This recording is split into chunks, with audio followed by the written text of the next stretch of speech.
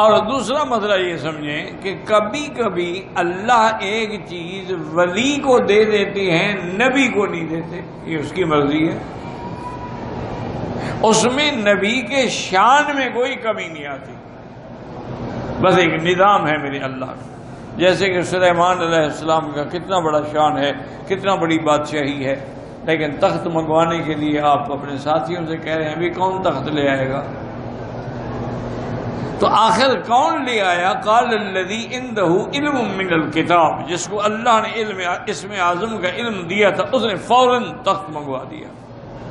تو اب بظاہر یعنی یہ طاقت اللہ نے اس کو دی تھی ابن برخیہ کو، لیکن سلیمان علیہ السلام کو نہیں دی، حالانکہ سلیمان علیہ السلام کا تو تخت اڑتا تھا۔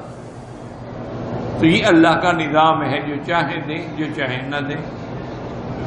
اور ایک طرف سے اگر آپ ٹھنڈے یعنی دل سے غور کریں تو برخیہ کا یہ کمال جو ہے، یہ بھی تو سلیمان علیہ السلام کا کمال ہے نا، کہ ایسے با کمال بھی ان کے ساتھی تھے اور ان کے تابع تھے۔ تو اس لیے کبھی یہ نہ سوچا کریں کہ جی ولی کو علم مل گیا اور نبی کو نہیں ملا ہے۔ یہ اللہ کا ایک نظام ہے۔